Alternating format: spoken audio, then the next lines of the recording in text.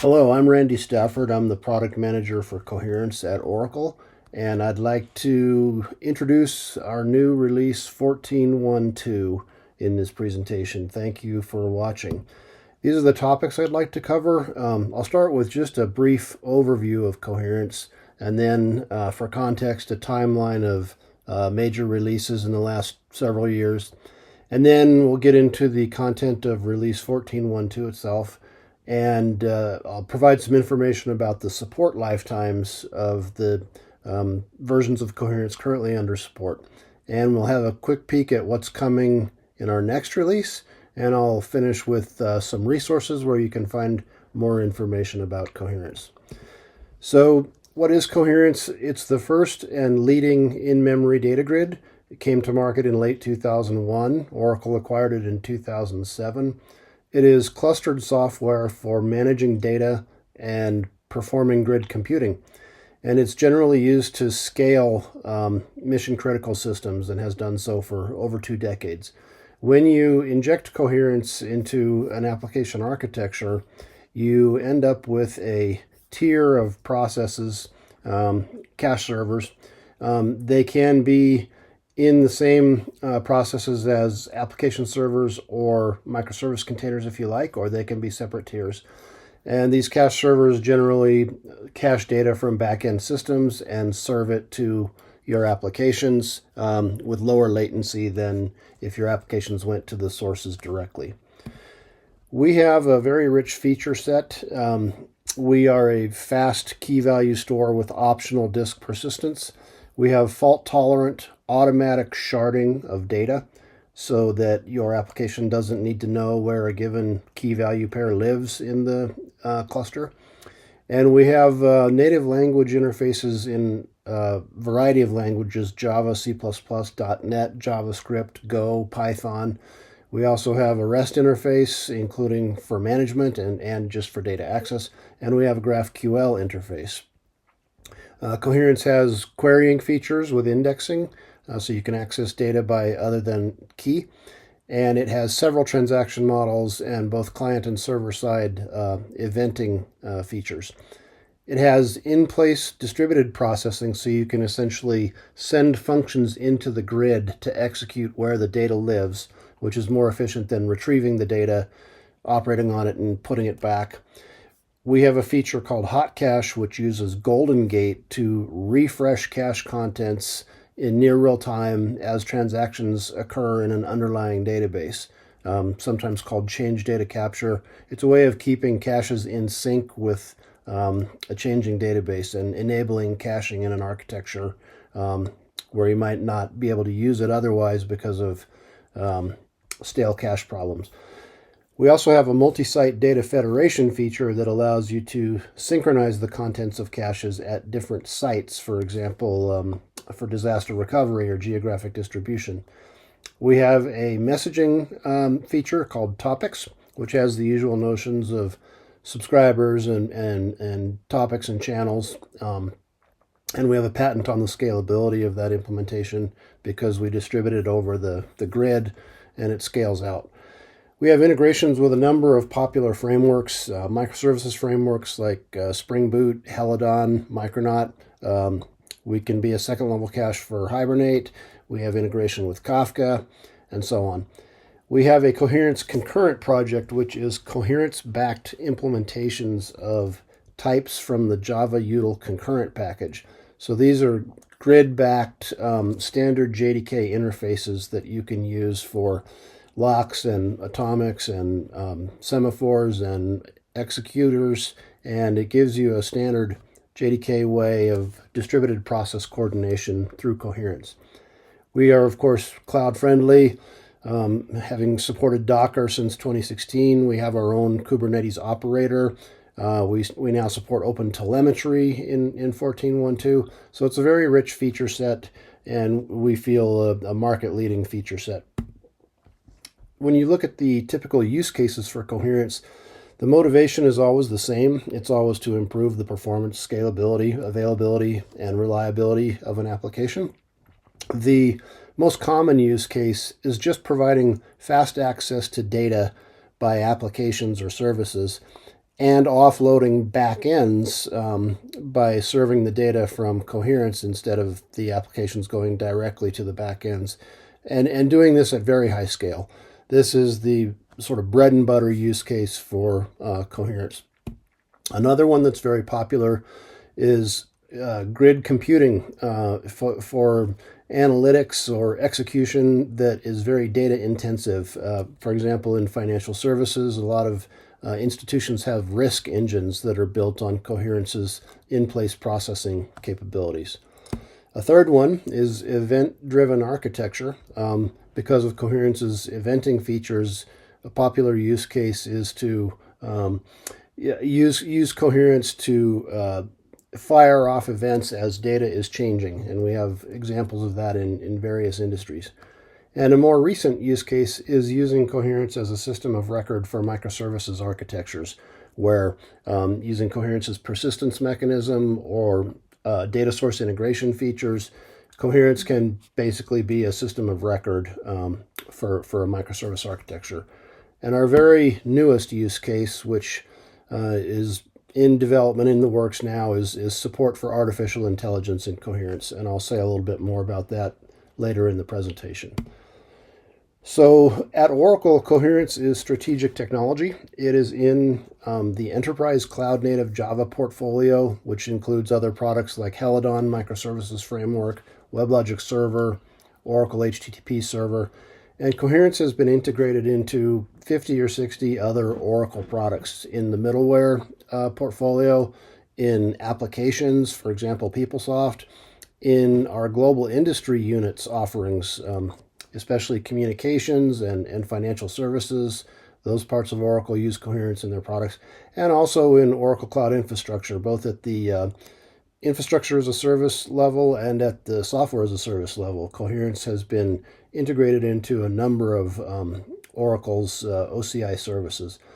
And of course, it's had global deployment across very many industries for over 2 decades now. So it's a very mature and strategic technology at Oracle. So when you look at the sort of recent timeline, say last decade of releases of Coherence, these are the ones listed here that are still under support. So version 12.2.1.4 is the latest in the 12.2.1 series.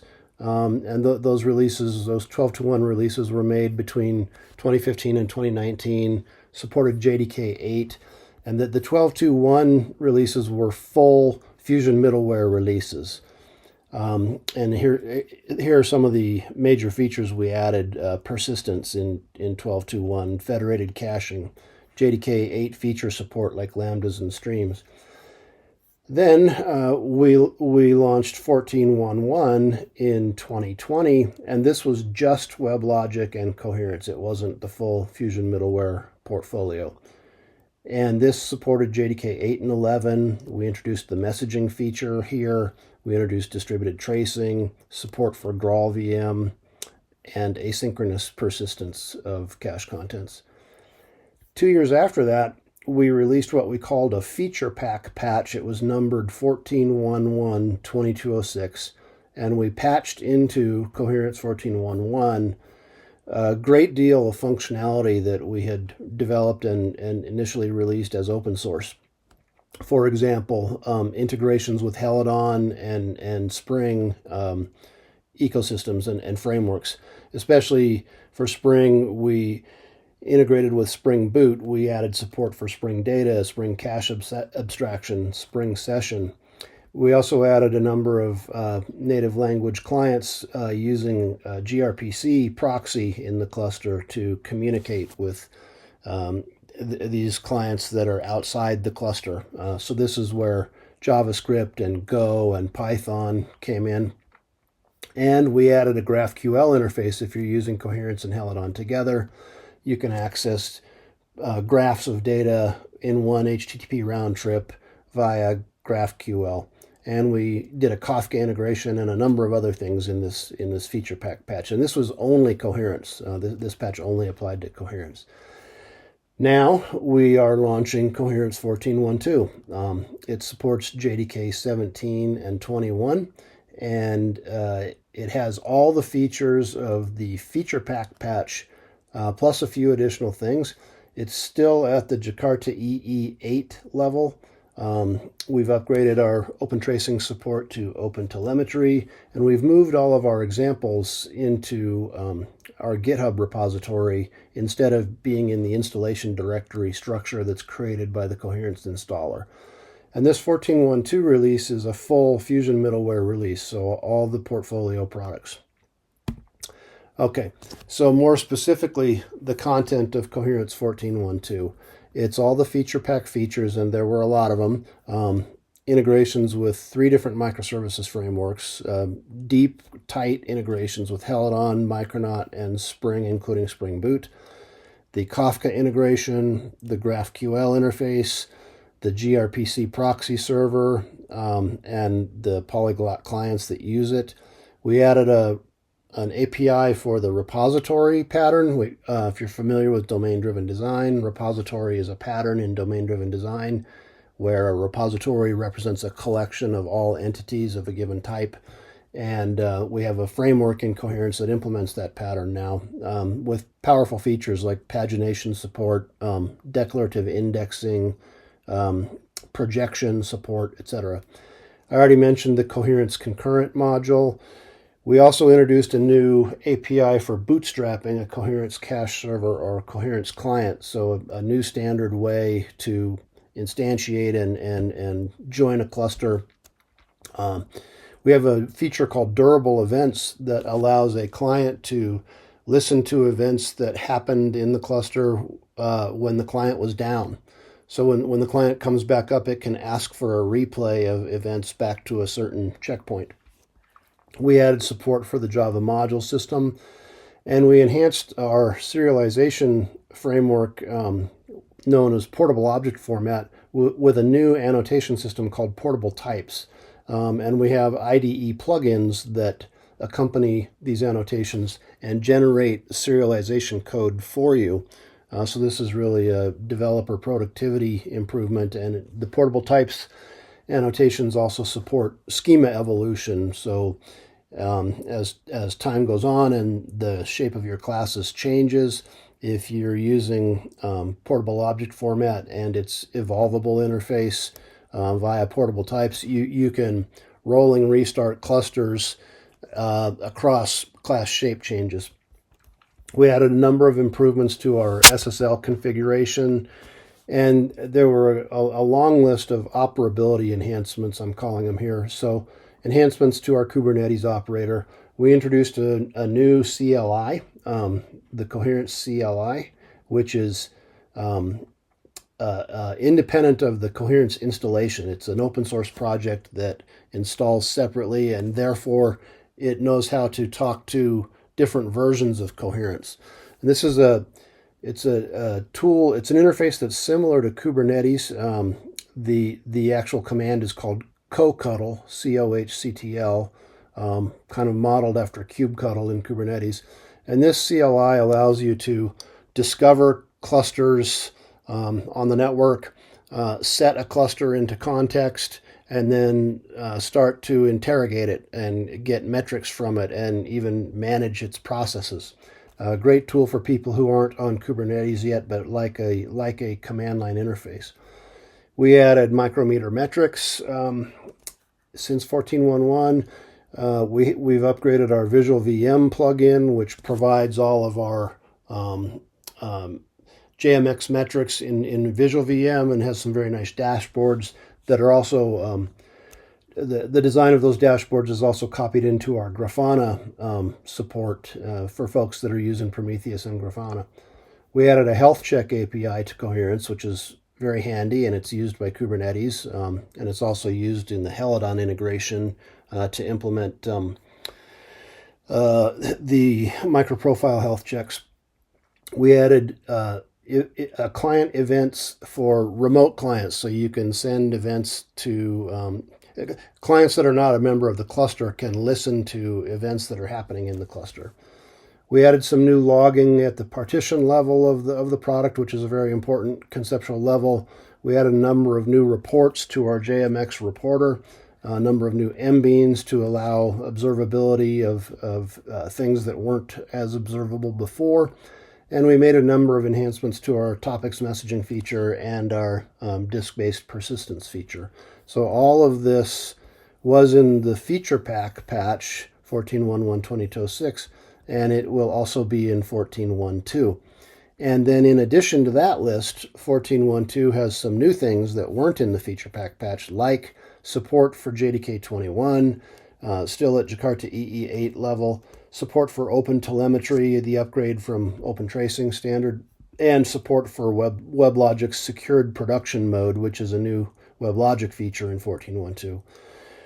So that's a list of things that we now support, and also we added a new feature called sorted views. It's part of our querying subsystem, and as I mentioned, we move all our examples to GitHub from the installation directory created by the Coherence installer. This makes it easier for people to access those examples, look at their source code, etc., etc. So that is what is in 14.1.2 at a more detailed level. And here is the support timeline picture. This slide has a couple of releases that are no longer under support, 3.7.1 and 12.1. But the 12.2.1 releases we talked about, 12.2.1.4 is the latest in that series, and it will undergo Premier support for 2 more years till the end of 2026. And normally it's 5 years of Premier support followed by 3 years of extended support.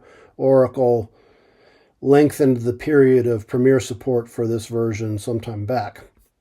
14.1.1 also has the standard 5+3 support policy, support lifetime. But Oracle's error correction policy says that when another major release comes out, the previous release will only be patched for 1 more year. In this case, we have extended the error correction timeframe for 14.1.1 to 2 years after the 14.1.2 release. That will give 14.1.1 users 2 years to convert to 14.1.2 while still receiving patches for 14.1.1. So that was a recent decision approved by executive management at Oracle. The 14.1.2 release will have the full 8-year support lifetime, 5 years of Premier support, followed by 3 years of extended support, ending in late 2032. So for projects that want to upgrade or adopt Coherence for the first time, 14.1.2 is the appropriate target release version from a support lifetime perspective. And then after 14.1.2, we will release Oracle Coherence 15.1.1 sometime in calendar 2025.